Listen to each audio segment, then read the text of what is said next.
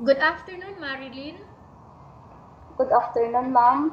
Okay, Marilyn, can you tell me about yourself? My name is Marilyn Butay, 38 years old, married, and have four children, ma'am. Okay, I have a few questions for you to answer, so let's start. Yes, ma'am. Why do you want to work as a maid? I work as a maid to support the education of my children, ma'am. Okay, why you choose Malaysia when there is a lot of other country? I choose Malaysia because it is a beautiful country and offers many jobs, ma'am. How are you qualified for this job? I am qualified for this job, ma'am, because I am hardworking and honest person, ma'am. May I know what your educational level is? I am a high school graduate, ma'am. What is your recent working experience? I work as a babysitting ma'am at saka at housemaid, ma'am. Have you worked abroad before? No, ma'am. Do you have experience of taking care of elderly? No, ma'am. Do you have any other special skills? Ma'am, kindly repeat, ma'am. Do you have any other special skills? I know how to cook, ma'am. Okay. Are you willing to learn new skills? Yes, ma'am. Are you willing to work with a family where the mother-in-law or any relatives stay together? Yes, ma'am. Currently, are you still working now? No, ma'am. Do you know how to cook? Yes, ma'am. What sort of food can you cook? Filipino food, ma'am. Are you aware that you will have to do washing, cleaning, ironing, and cooking? Yes, ma'am. From all the house chores that I mentioned to you, which do you like most? Uh, Cooking, ma'am. If ever you were selected to work in Malaysia, who will take care of your kids? My parents and husband, ma'am. You are not allowed to use handphone during working hours. Yes, ma'am. You are only allowed to use handphone after you finish all the works and when going to bed. Yes, ma'am. You are strictly needed to surrender the handphone to your employer in the morning and your employer will return back to you once you're going to bed.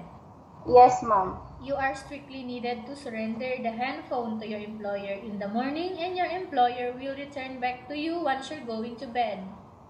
Yes, ma'am. If ever your employer finds out that you're abusing of using your handphone and it's affected your work performance, your employer will confiscate your handphone and you are not allowed to hold it anymore.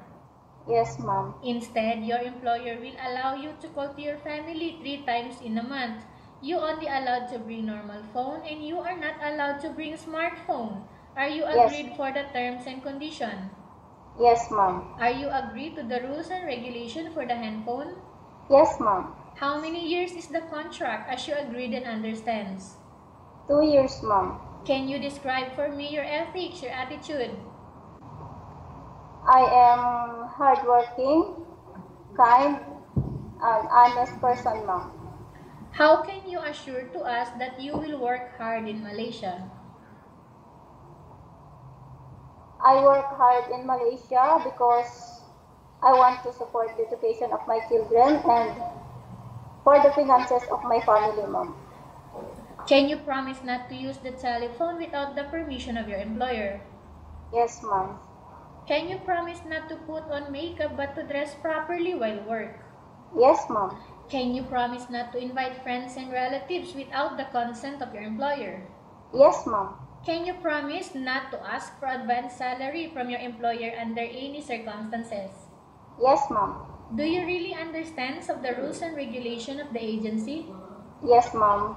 Do you pay any placement fee for you to come to Malaysia to work as a maid? No, ma'am. Do you have any history of sickness, breast cancer, or any other illness? No, ma'am. Do you suffer from any skin diseases, allergy, or physical defect? No, ma'am. Have you suffered from any serious illness? No, ma'am. Do you smoke? No, ma'am. Have you undergone any operation?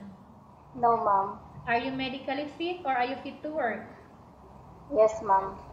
Are you in any medication right now? No, ma'am. Are you allergic with any food? No, ma'am. Are you preferred to work for the employer of any race? Yes, ma'am. Are you preferred to eat the type of food taken by your employer? Yes, ma'am. Are you afraid of being left alone in the house? No, ma'am. Are you afraid of dogs or other pets? No, ma'am. Can you promise to work according to instruction from your employer? Yes, ma'am. Do you have any immediate family working in Malaysia? No, ma'am. Okay, Marilyn, we have finished our question section. Let's go to case study.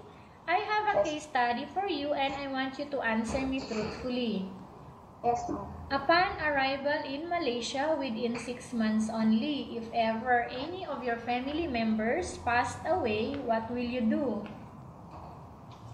I just called my family in the Philippines that I cannot go home yet, and I send money for their expenses, ma'am, and I will continue work and I finish my contract, ma'am. Okay, again, Marilyn, tell us about yourself and why do you want to work in Malaysia as domestic helper? My name is Marilyn Butay, 38 years old, and I work in Malaysia because I want to support the finances of my family and the education of my children, ma'am. Okay, what do you want to tell to your employer who are watching your video right now? Ma'am, please choose me because I am hardworking and I will do all my best to serve you and your family, ma'am. Okay, thank you very much, Marilyn. We will update to your agency if there is any selection made by the employer. Yes, ma'am.